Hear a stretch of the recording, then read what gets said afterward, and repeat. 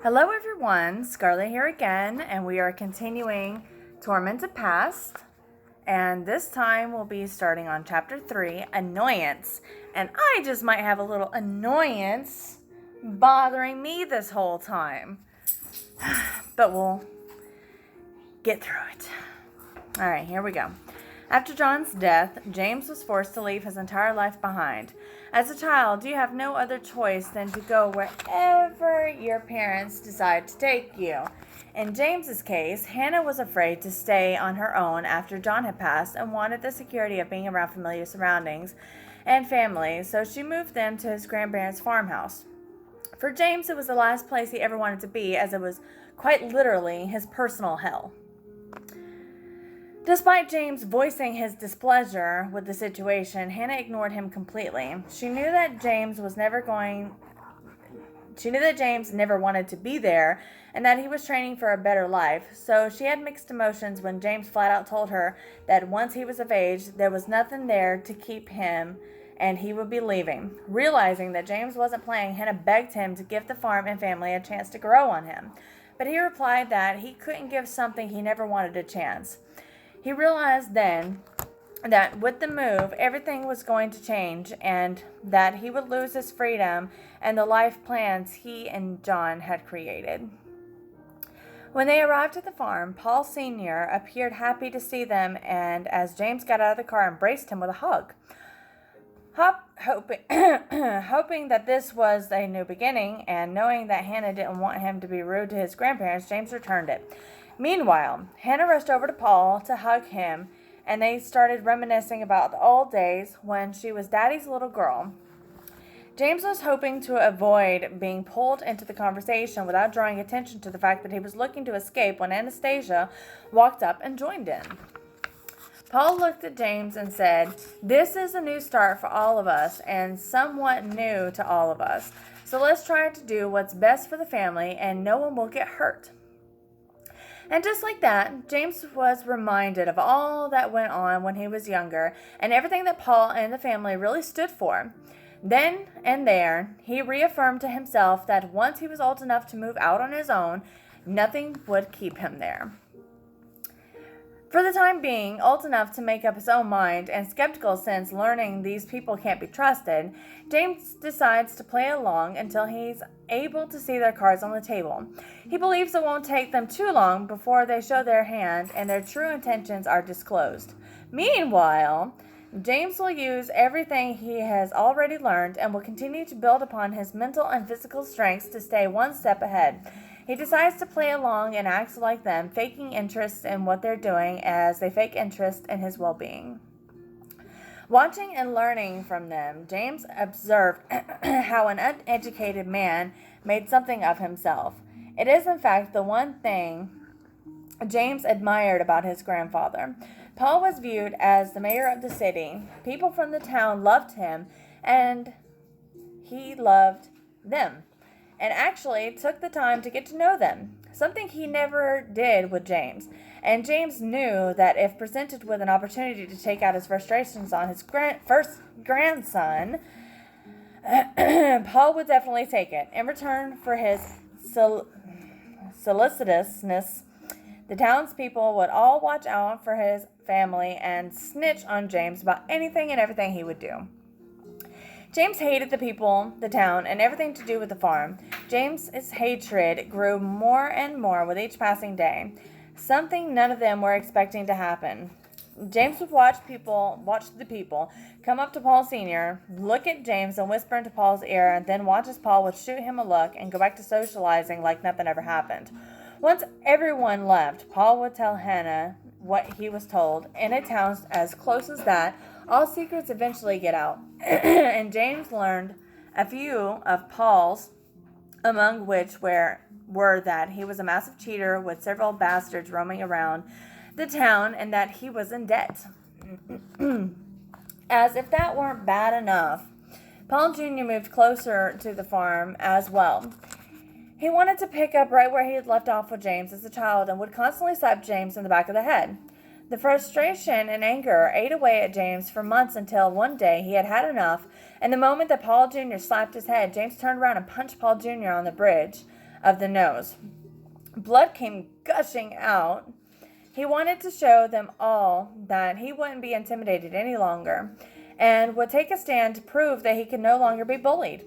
James never cared for Paul Jr.'s kids and wasn't willing to give them a chance because he hated their father. He knew it was wrong as it repeated history and his grandfather's feelings towards John, but he didn't care.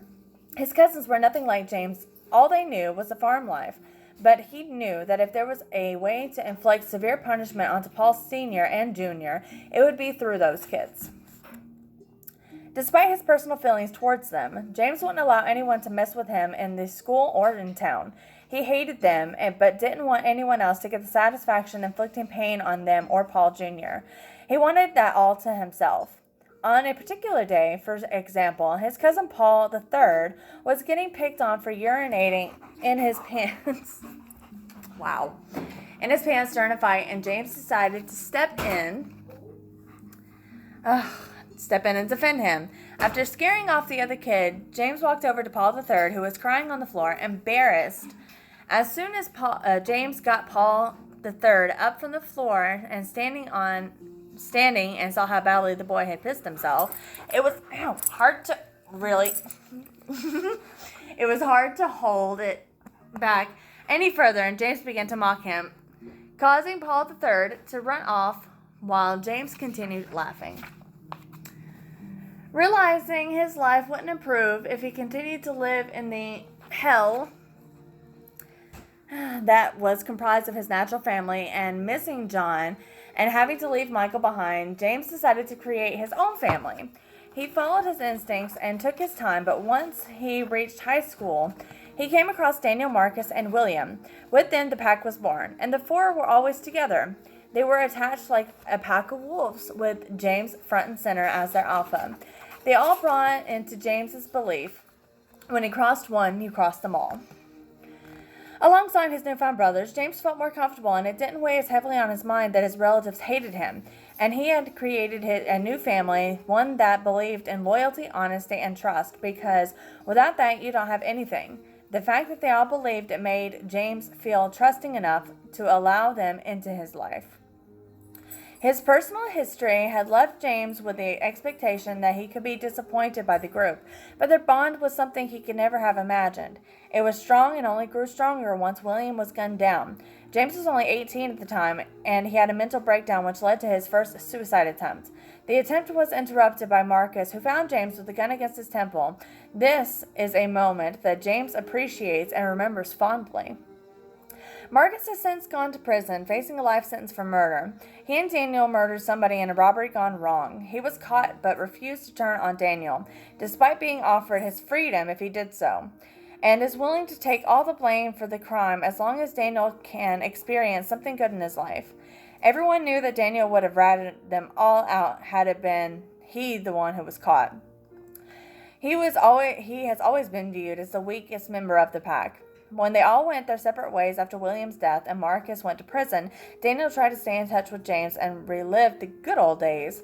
James lost all respect for Daniel, knowing Daniel would never come clean to help Marcus out. So when Monica gave James the ultimatum to drop Daniel or she would walk, James turned his back on Daniel, just as Daniel had left Marcus to rot in prison. James had built the pack based on the relationship and trust he shared with Michael. Unbeknownst to James, Michael tried to stay in contact with James by writing several letters, but they had been intercepted by Hannah and Paul Sr. It wasn't until James formed the pack that he was finally able to find out about Michael's death. James had reached out to Marlon, Michael's father, and discovered that Marlon had offered to take him when Hannah moved them to her father's farm. He had felt that since the boys, Michael and James, were so close, it would be hard on them to be separated, but Hannah didn't see things that way. He told Marlon that they would be leaving regardless, and the children would have to adjust. Marlon added that he had other conversations with Hannah explaining how he would have appreciated some support for his family, and James as well, due to how close the boys and fathers were. But Hannah denied every single request and blatantly told Marlon to stay away and never contact her or James ever again. She had said she didn't want James to end up like Michael. He also told James that they had written throughout the years because Michael wanted to stay in touch. When they never received a response, they figured the address was wrong, but never felt that James wanted nothing to do with them. They never imagined how much hatred Hannah had developed for them. James allowed all this new information to sink in and began to process the death of his best friend. He's infuriated that Hannah and Paul Sr. tried hard to erase all aspects of James's past.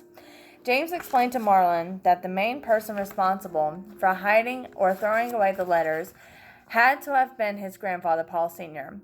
While Hannah stood by his side to protect him, she didn't want there to be any issues within the family. Marlon additionally told James that John's passing was hard to deal with because he felt that he had lost a brother as well as a best friend, made all the harder by watching the difficulty Michael had over losing James.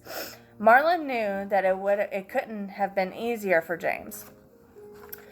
Marlon ended their conversation by letting James know that they will always be a part of each other's lives. If fate reunites them in the future, it would be fine. That would be fine. But it might be best for them to focus and take care of their own lives going forward. In any event, they know what they mean to each other. James agreed with Marlon and expressed that everything he would be doing from that point forward would be in memory of John and Michael. They wouldn't want to give up on life, and that's why he's chosen to form a family of his own. Marlon will always be welcome to join. Now, with just Daniel as the only strong link to the past, James tries to figure out which way he should move forward. Daniel tells James that once James met Monica, he changed and became someone completely different than who he once was. It had reached the point where the brutality and cockiness James displayed proudly while growing up had completely left him, and there was an imposter taking over his body. James listened carefully. He admits that Monica influenced him in many ways and acknowledged that he changed while with her. He gave up on things and most of the people he loved. It wasn't entirely her fault, though, as she had money, and he was proof of that. Everyone has a price. But because of that, he allowed her to control most of his relationship and power within the couple, and he turned into someone he hated for the love of money. But he wasn't happy and never felt so alone and unwanted in his entire life. For the first time in 20 years, James is in a different state of mind. Daniel claims to understand, but deep down none of it matters to him because he's always been selfish. He feels he's finally getting his brother back and can handle that better than dealing with a calmer version of James. Daniel doesn't care about what happens with Monica or Marcus. As long as James is here, no one else matters to Daniel. James won't be easily fooled by Daniel or anyone else for that matter, especially after losing himself for so long. He knows that Daniel has always been a yes man without an original thought of his own. James is not willing to let anyone else ever control him again. Knowing who Daniel truly is, James tells him of a memory he had about Anastasia dealing with black magic. She would sacrifice animals while chanting something he didn't recognize, but it always seemed to catch his attention no matter what time of the day it was performed. As he got stronger and older, Anastasia saw how attracted he was to everything that had to do with the ritual and became concerned that he would try to practice master the craft, thus using it against her. That's when she turned to religion, with the hope that Jesus Christ would forgive her, claiming he was her only savior and that it's never too late to start over and save one's soul. James found this all amusing, knowing there was no way someone so evil and heartless would ever be able to be saved. Regardless, he knows that if he continues down this path, it would be his fate as well, and he's okay with that. Dana recalls how Hannah, Anastasia, and Paul Sr. would treat him like family and sometimes treated him better than they did James. But James never seemed to care. Daniel needed the attention, and James never wanted anything from the relatives because he had everything he needed with his pack. The one thing it did manage to create was distrust in Daniel's loyalty to his weakness. When James told Daniel about Taryn, Daniel wasn't happy because he believed James would remain single for a while before jumping into a relationship with someone new. Up until then, his greatest fear had been that James would one day return to Monica, and he would once more be pushed aside. Not wanting to imagine that happening anytime soon, James tries to understand what went wrong in the relationship with Monica to see if there's any chance of James returning to her. He asks, where does James see himself down the line? Taken back by Daniel's question, James decides to play along and answer Daniel's concerns despite not caring about or appreciating the way Daniel is coming at him. He goes on to explain that he and Monica simply grew apart early in the relationship and were never able to recover from it. They stayed together because neither one of them wanted to hurt the other. The problems really started when Monica got in her head that James was cheating on her, even though it wasn't true. Monica was unable to get the thought out of her head, and it was what eventually did them in. She wanted to take the time and to think things over and what she really wanted in life.